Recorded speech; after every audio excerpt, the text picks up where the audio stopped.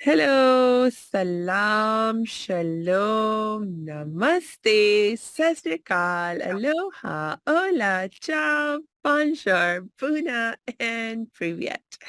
It's really, really good to be with you again. And you know what? Of course, we have a very special guest with us today, and I'm so happy to have her with us. And our guest today is Vivienne Joy, who is a deep structure mindset expert. That is so cool.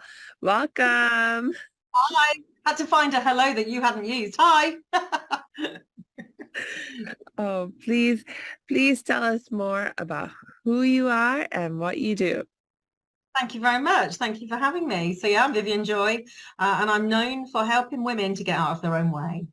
So I help them understand all of that mindset block, that self-talk, that kind of quite self-debilitating, self-sabotaging, procrastinating that pretty much every woman knows at some point. And yeah, so we understand where it comes from. So the deep structure stuff is understanding the origin of all this kind Mm. of self-talk, and then we reset it and restructure the neural pathways.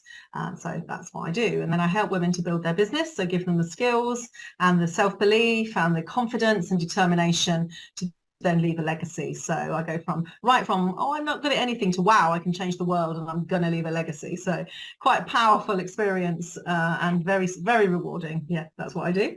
Oh, that's amazing. I love that. And in some ways you mirror what I love to do with my clients also. I'm a happiness expert, of course, so my first priority is really helping my clients really gain a sense of control over their mental, emotional health. Because like Nice. I think you and I are on the same page on this, that really good mental health is at the bottom or the foundation of all the success we can achieve. And you know, good mental health includes, dealing with all of that mind talk that we have going on that can really bog us down, like the criticisms and the judgments and the shame, guilt, etc., that oftentimes, even more than other people, we tend to put on ourselves. And it's, Absolutely. whoa. Yeah, it comes from inside our head. Mm, We are the biggest critic and bully to ourselves than anyone outside of us. And especially if we've had that in our lives, mm, if we have been bullied or we've been chastised or told we can't or we're not good enough, we're too loud, we're not loud enough, we're, too clever or not clever enough, too pretty, not pretty enough, we then will believe that and carry on that conversation in our head continuously to the mm. state where absolutely believe it and we make it real, becomes our reality. And so unprogramming that can take some time if you're doing it from now backwards. But if you can go back to the point of origin, i.e., somebody in school at the playground, or a parent said something inadvertently, or some higher power of authority has said something to you when you're in a heightened state of emotion and you formed that belief, we can unpick it right there. It does a thing called a gestalt, where it literally will then unchain the rest of the events throughout the life from that point forward. So it's quite magical, and to watch it happening is quite addictive. I'm not going to lie.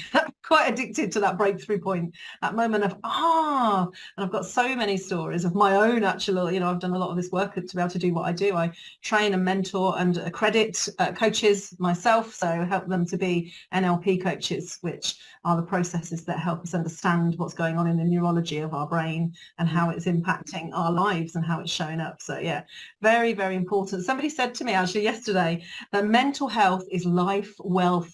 And I thought that was lovely. I really liked it. I was like, I'm going to speak about that tomorrow. So here we are. And it's true.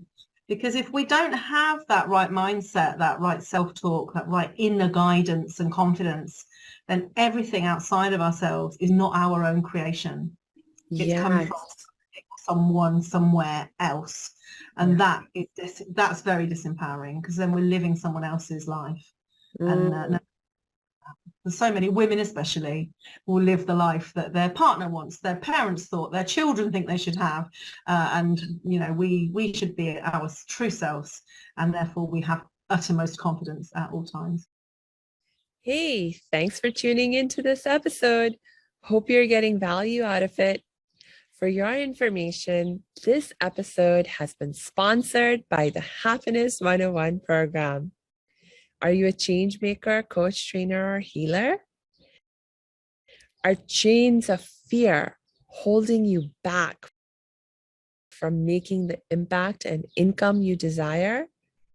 Using a unique combination of positive psychology and the spiritual wisdom of our most effective change makers, the Happiness 101 program helps you break through your limiting beliefs and manifest the abundance and success you desire with fun and ease.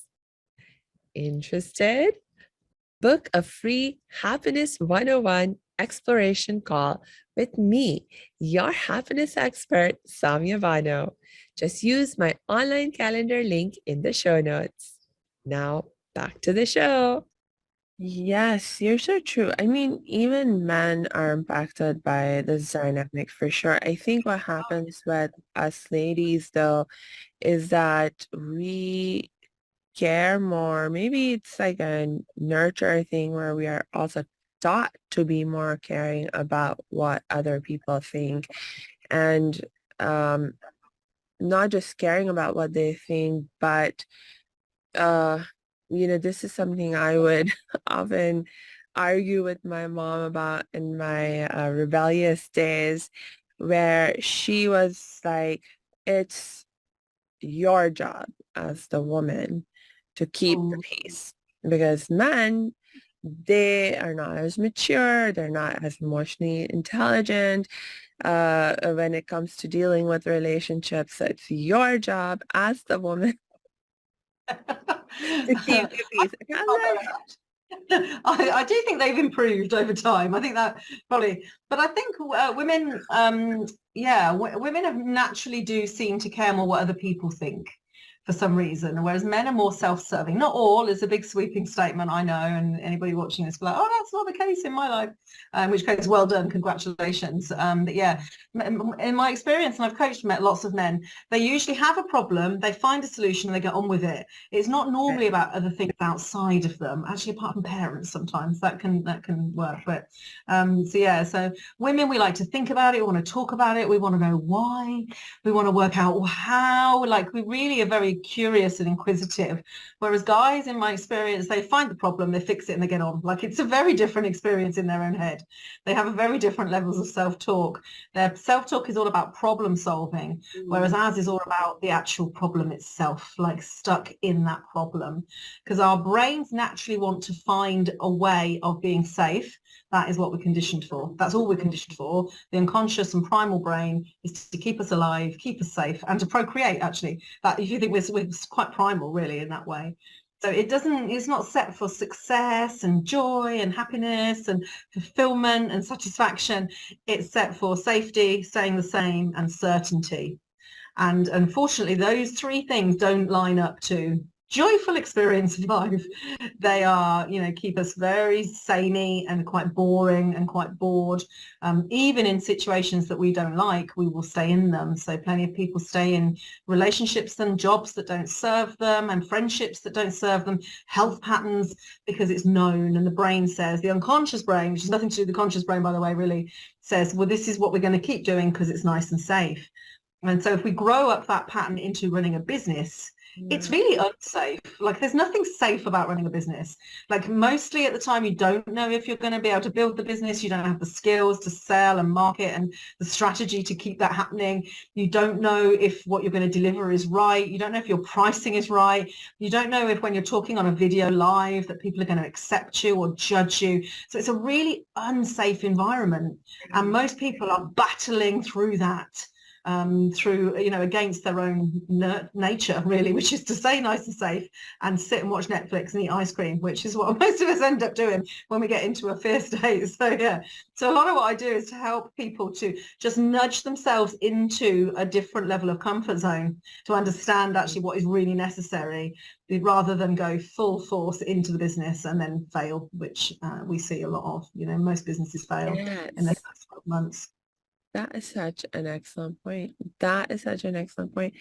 You're right. I remember having a chat with my dad, maybe when I was a teenager. I was like in my late teens, and I have like people in my family who have always been business people. Um, and like I've heard them, like growing up talking about business. And at one level, they would like say things and I'd be like, this is not complicated. Like, what's the big deal, about doing business? And I asked my dad that at one point in time, and he said, what gets really complicated about business is that the unpredictability, because things are always changing. And like in the market and the environment in terms of what people are needing, the trends, etc. And so that's the tricky part, is being able to stay in touch with all of that change and then be willing to adapt to it. Because a lot of times, we're not either aware of the change. We're like, just, okay, I started to do things this way in my business, and then this worked for me. This is working for me. Just keep going, keep going, keep going. And, there's this resistance to change, but it can really be your downfall. And then he did mention a second reason why business can be difficult, but that's going to take us on a different track. But So, that change I'm talking about, I know that's what you do, yeah. is the nobody wants to do, because change is Yeah, risky. Change is right. not safe. Change is not the same. Change is not certain. So what we have to do is get that level of certainty. So I do a lot of visualization. NLP is very much about timeline, understanding the timeline of where you've come from and the timeline of where you're going, so that you can kind of vision it. So you can Yeah. really vision it in all its glory, not just the loveliness, but actually, like, for example, I've run lots and lots of events, big events. And the first time I ran a summit, I remember one of my clients said, "Are you nervous?" I said, "No, I have visioned and lived this event 1,000 times, right down to nobody arriving, my speakers not arriving, the tech not working, the food not being there, the toilets not working, the coffee." So I've problem solved every part of that. So actually on the day, there's not really anything to fear, because my brain has gone through that change process already and is already accepting. So everything went perfectly, apart from it snowed. We had the beast from the east over in the UK. I don't know if you remember that. First, I know it well. 1st of March 2018, the first time I ran a big event, and all of the women that arrived did so despite the snow. So it was very empowering. Some had never driven in the snow before. It was a really big deal. But so, yeah, that whole kind of creating the change that's right in the right way is really, really important. Because the trouble is, what happens is we think, oh, that person over there got a great business or a great life or a great relationship. They must be doing it right. I must be doing it wrong. I have to do it their way. And then what happens is we see lots of people following all the kind of very successful coaches and leaders in the world, trying to do it the coach's way or the leader's way. And that's not their own way. So eventually they're doing life in somebody else's shoes, and that doesn't work either. And also because the person has done it like that is because they had the skill and they had the idea and it was their, it was their thing. So Yeah. yeah, we always want to stay safe. That is our first primary objective, is to stay safe. And if you always remember that. But most women say, what's wrong with me? Why can't I just do this? Why can't I just get on with it? Why can't I JFDI? Why can't I, be Nike? Can't I just get on with it? No, because your brain is going to do everything to keep you where you are now. You're literally fighting your natural urge the whole time. So that's nothing wrong with you. Your brain is working correctly. It's doing what it's supposed to do to try and keep you safe. So yeah, that curiosity of what if I did it slightly differently each time, like building small habits, I can't remember who wrote the book on that. That's a very empowered way of doing things. I love until you get that. used to it like me. And I make massive changes very quickly because I've been doing it a long time. So I can vision it really, very clearly, and Yes. help me decide a lot of stuff. Sometimes I vision things like launching things and think, oh, actually, it doesn't look, I don't like it. It doesn't feel right. And that way I can stop myself from making that mistake, which would definitely be a mistake. Yeah. How do you make change? How do you do things? What's your process? Oh, interesting. So, well, in the context of mental health, creating change in the context of mental health, that's my area of specialization. And so when I wrote my book, I created a very clean, clear, simple three-step system. And it's basically like a stop, heal, and grow Ah, process. nice. So it's like, first of all, you have to stop what Nice. wrong or what the problem is. You have to stop the damage from getting worse. Like if you take an analogy of what if you were in an accident and you got physically injured? You go to the doctor, the first thing they're going to do is crisis management, right? If you're bleeding, you need to stop the bleeding. If you have a broken bone, you have to make sure you set it so the damage doesn't continue to get worse. So you have to identify what those causes are that have created the damage and that could create more damage. You put a stop to that. And then you start the healing process. That's like emergency stuff, crisis managed, but then you still have to recover. So that's its own skill set, to sort of work with. And then once you have been working on the recovery piece, you reach to a certain point where you're like, I'm back to where I was before we had that crisis. And unfortunately, most people just stop right there, but actually you can keep growing from there. And that's my favorite stage I love that. Yeah, of no, the I love process. Yes. So it's like keep growing after the healing, and achieve even more excellence, become even better than you were before the crisis happened. So, I mean, growing, keep that's, going. I love it. yeah, Yes, keep going, exactly. keep growing. I love that. That's lovely. Yeah. So Mm. it sounds like you've got personal experience of this. I feel like I'm interviewing you now, but I'm genuinely curious. I love that. Like many of us as coaches and therapists or healers in some way, we are healing a version of ourselves. So something has happened. Yes. That's why we're so passionate to help people. And you can tell the people that are doing that, and then there's others that are doing it more for money and for, building a business in a different way. So it sounds like you've had that where there's been a crisis and you've Indeed, indeed. I do talk about my journey a lot. So I'm a survivor of child sexual abuse. And so, I mean, everyone suffered trauma in their lives. Everyone. I don't know a single person who hasn't suffered.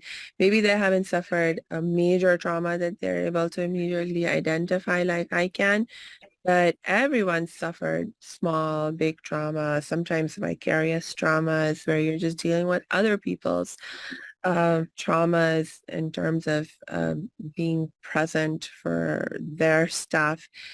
Um, but when you do have a major trauma in your life, that sort of really like for me, it just changed everything, and just made me so focused.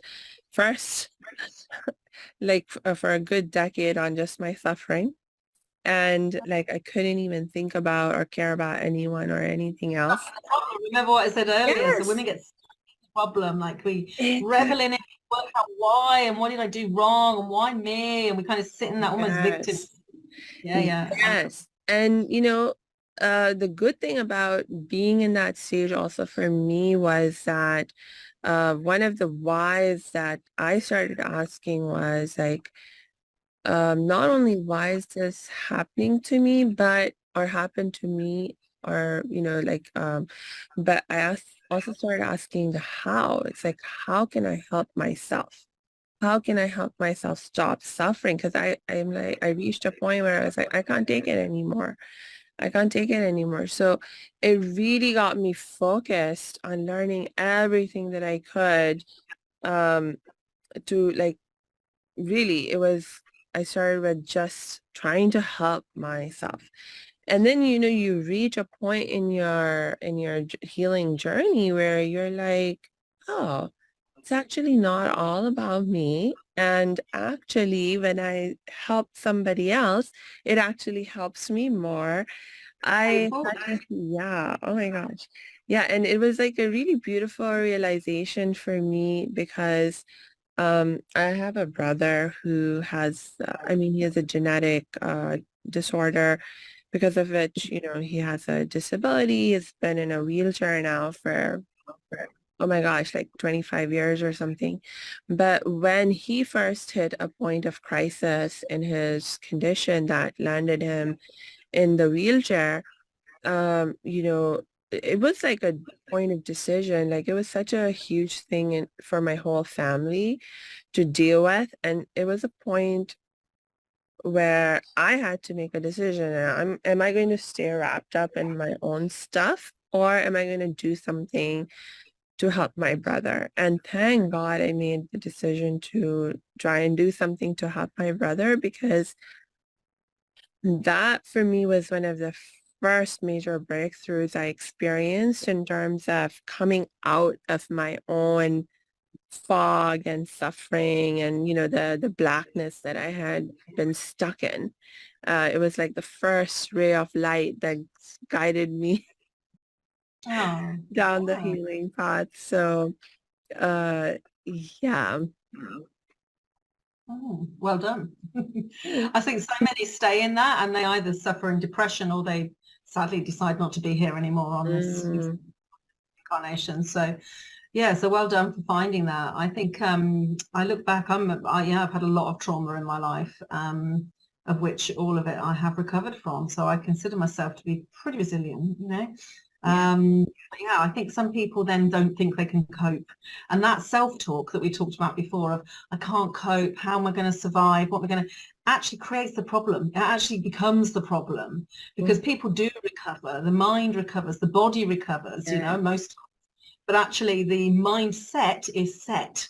That the reason it's called a mindset Mm, is that's what its whole job is. It's not mind expansion, it's mindset. So if you can change it and mm, unset it and just move it slightly, and it sounds like you did exactly that. Okay, yeah. let's not focus on this now. This is where I was set. I'm going to focus over here slightly. I'm just going to focus on something outside of me or something that's going to give me a solution. So when we go into solution-based thinking, that is where we start to get our answers. That's where we start to get our shifts and our movements. So yeah, but most clients when they arrive with me, and I'm sure with you, they are in this kind of stuck, kind of going round in a circle and a cycle of, you know, self-debilitation and, you know, problems. And of course, problems create problems and attract more problems and problem people as well. That kind of energy, kind of, I don't know what your beliefs are around energy work, but that Yes. kind of brings more. We attract like attracts like, don't they say? So Yes. when we're in this growth phase and we're kind of finding solutions, you know, solutions come towards us and we attract people in our world that help us to grow. So well done Yes. for getting yourself out Yeah. of that situation. Mm. It's all God's love, truly. Like that's um my very firm belief that if I've been able to achieve any healing, any recovery, because I didn't know what I was doing. No idea. Like as a survivor of child sexual abuse, I didn't even know what to call what I had experienced. I didn't even have the language. And so it's truly like, for me, it has been a process of recognizing just one blessing after another and just one um, helpline after another that's been sent my way. And thank God I had enough motivation, to grab on and do what I could to move forward. Because you're right, that is not something that we can take for granted. Like you're not always in that receptive mindset. And that's No. when you're like really stuck. And I think that's actually the most difficult part probably to deal with is like when you're not in that receptive mindset, you're somebody's offering you love, somebody's offering you help, but you're not in the mindset to receive. Yes. I mean, I guess in some ways with the work that we do, by the time our people find us, they they are in a receptive state. They're wanting to be helped. Uh, but Or some, a very broken state, or yeah, very broken and desperate, actually. yes. Sometimes desperation creates a lack of belief in self. Like, I Mm, could never be any different. I'm so bad now. I'm so broken. I'm so debilitated. My mindset is so bad that no one can help me. I've had that said to me so many times. And I'm mm, like, give me 15 minutes. I offer a 15-minute call to anybody, really, because my vocation in life is to help those people. And I say, mhm. well, let's just have 15 minutes and just see, shall we? Let's just check how that is going. Because I can tell you now, it'll be one thing that's creating everything. And once we can understand what that is, and we can unpack and unpick and reset that, and like you say, get it to heal. So it's like having a bullet in you. You can't Yeah. heal while the bullet's in there. So let's get the bullet out, and then we'll let the wound heal. And then, as you say, then we can move. Yes. Yeah. Yes, you're so right. You're so right because I agree with you. Like it does come down to that mindset piece as Mm. the root cause. Um, and I love and I love what you just were sharing also about for the people who are in that stuck place where um they're feeling like, oh, I'm just stuck and that nothing can be done, to be like, hey, let's just give it a try. 15 minutes. Yeah. I love it. What have you got to lose, kind of stuff? Like, what Yeah. have you got to lose? Worst case scenario, we'll have a chat, and you'll absolutely be proved right that you're completely broken and no one can help you. And then you can, at least, but this way, at least you'll know, rather than the moment Yes. we tell ourselves some utter rubbish. We really do. We tell ourselves things that are not true and haven't been true for years. I created a belief when I was about 8 years old based on a little experience that I had with my mother. It wasn't her intention, but one day I couldn't get to school. I wasn't very well. I didn't want to get out of bed. If you've got children, you identify with this. Not And my mum shouted up the stairs to me, you're so lazy, Vivienne. And my head put that down as a belief. And I've had such a problem to release that belief. And I'm like, sometimes I work 15-hour days because I'm so committed to what I do. Like, that's not the behavior of a lazy person. Yet sometimes I still hear myself say, come on, don't be so lazy. And I laugh at it now. I'm just like, oh, it's ridiculous that my 8-year-old self, I'm now 50 years old, is still having an impact on my 50-year-old self, even though I've proven time and time again how not lazy I am. So yeah, sometimes the beliefs we lay down, and oftentimes they were never true in the first place anyway. I wasn't lazy even as an 8-year-old. I just wasn't well. So yeah, we have all sorts of beliefs. There's this idea that oftentimes, when people will say things to us that are hurtful, um, either we will take it on as true and Yeah. and then work accordingly, or there's a part of us that feels rebellious and it's like, no, I will prove you wrong. And um and I find I would love to get your perspective on, like, when you get into this energy of the rebellion of prove I will prove you wrong.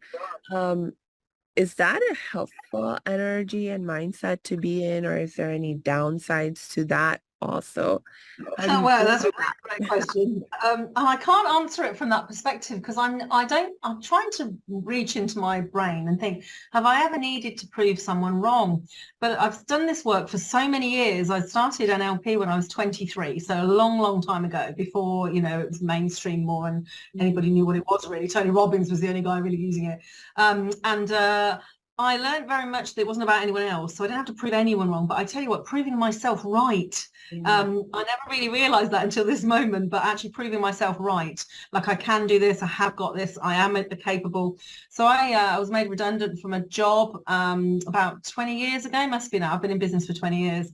And it wasn't about proving them wrong as much as say, I'm Yeah. proving how good I can do this if you don't make me redundant. So I think it was not really about them. It was always about me. But I'm not saying people don't have that.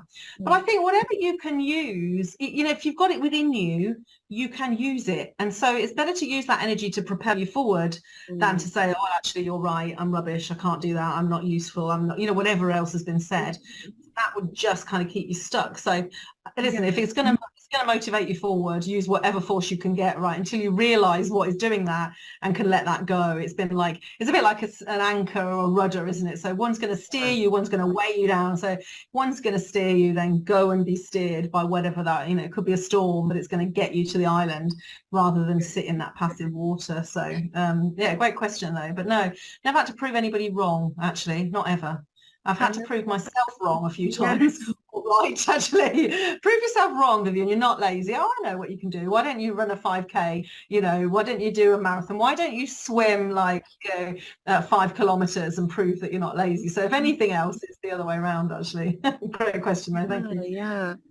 You know, I asked that question because I know I have gone through this a lot in my life where either I'm like trying to prove somebody wrong or where I was trying to prove myself right. I love that perspective of looking at the situation. And while it did propel me forward to a certain extent, I did find myself reaching a point where this sort of started to become dysfunctional for me. Wow. You know, Like a vengeance, revenge thing. Yeah. uh, not even like vengeance and revenge, but like limiting my sense of choice in what I could do. Because, you know, it's like if I'm so like stuck on this idea of proving myself right or proving the other person wrong, then I have to do the thing that will prove to them or to myself that I'm right and they're wrong. And so then, you know, for every choice I make, there's consequences, right? Like everything I say yes to doing and focusing on and spending my time on, I'm saying no to lots of other things, uh, you know, and so I found that it started to restrict my sense of choice in what I could do. And that was like a huge problem. And then I also realized that there were a few people in my life who seemed to realize this about me, and they started to use this against me. They were like, when they wanted me to do something, they'd be like, oh, prove me wrong. Prove me Uh, wrong if I would resist. You know, then they'd be like, oh, so you are like this, you are like that. And if you're not, then prove me wrong by doing what I said. And I'd be like, I'm going to prove you wrong. You know, and so it actually, you know, yeah, and I didn't even realize that it became like a tool of manipulation that people were using against me because they realized this pattern that I had developed. And it was such a strong pattern that I had developed. Well, you see, everything is a pattern. Everything we do in life is a pattern. We're born and we create beliefs and strategies for life. Everything is a pattern. That's what NLP is. So we're understanding those patterns and scrambling them and changing them. And that's how we reprogram the neural pathways. So that pattern was a strong one. Yeah. A strong driver by the sound of things. But sometimes we don't understand why we do things like somebody said to me the other day about things we do in the kitchen that our mothers did. Like, I don't know about you, but I still do that. Sometimes I'm thinking I am actually my mother at this point. I'm just doing some, like, why am I still doing this? Why do I put this cloth into this bit of liquid here? Like, what, like I can afford all the cloths in the world now. Like, my mum probably had that one cloth that she had to make last. Like, we're still doing the same things that we always did because that's our normal. It's safe, it's certain, and it's the same. Remember, so that's why. So that pattern served you at some point, and then you just did it again and again and again until it no longer served you. But we have to be able to get leverage for change. Like, change doesn't normally just happen. It's like we either has to be really bad where we are or really good where we want to go, that kind of light and dark. It has to be really dark and horrible for us to go, well, I'm not being here anymore, or really light and beautiful and gorgeous for us to go, right, I want to be over there. And once we can get ourselves into, I don't like it here and I really want to be there, that's where that motivation becomes dedication. Like we're absolutely doing it. It's, no question, no nothing. And and if we can see our future past that as well, then that is just another stepping stone to where we're going. So that's how I tend to clients. Yeah, it's good stuff. We're in a great game, aren't we? We're in a great job. It's just a powerful, beautiful, lovely, energetic, lovely job. Some of my friends have got jobs and I just think, God, I couldn't do that job. I just think, they probably look at me and think they couldn't listen to people all day, so they probably couldn't do it either. But it's lovely when you find your thing, isn't it? It really is. Indeed. I think one of the greatest joys in our life is being able to do what we love and make money at it, because then you can truly do it and not worry about having to do something else to get the money so that you can survive in this world in terms of, the need for money. So that is so awesome. Been so lovely. Thank you. Yes, indeed. Oh, thank you so much, Vivienne. I'm sorry to say we are running out of time for today, but I really, really appreciate all the wisdom you have shared with us. And there is actually still questions that are coming to my mind that I would love to follow up with you.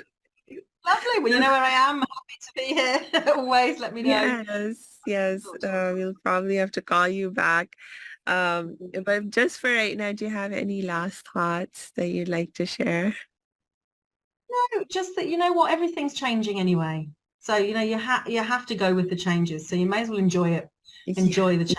I'm Vivienne Joy, and that's She Enjoys is the name of my business, because most people don't enjoy it. They fight it. They don't want it. Like, you should be the person that creates the change for yourself, and it's your change. You're empowered to do that, not because someone else says or because you think you have to. So if you can turn your life into being the change that you're creating for yourself, being that change maker and leader of your own life, that's where the joy comes from. That's where the satisfaction and feeling like you're living that life of freedom that everybody talks about. So yeah, if you're stuck and you want to change, or you need to change, or you have to change, or you're in that place and you do need support. Like, I'm the best coach and coach trainer I know, and I get that told a lot, but I struggle to change myself. I need someone to ask me better questions and help me understand me, because it's a bit like somebody said to me once, an optician can't operate on their own eye, like an eye surgeon can't do their own eye surgery. And it's exactly the same. So anybody listening to this, if you're stuck and it doesn't feel right, then it's wrong, and get some help if you need some help. And there's lots of people around can help you, and make sure it feels right when you're getting the help from that person, because not everybody is there is right for you. So yeah, they're my last thoughts on it, really. Oh, thank you. Thank you so much. And absolutely, I agree with you on that. And for those of you who are listening, I'm going to give you my last thought / reminder, and that is to check the show notes, because we are going to drop Vivienne's links there. So if you feel connected with Vivienne, if you feel that she's the right person who might be able to help and support you, please connect with her and yes, get the help and support that you need whenever you feel ready for that. And until we connect next time, I just wish you lots and lots of peace and joy. Thank you. Me too.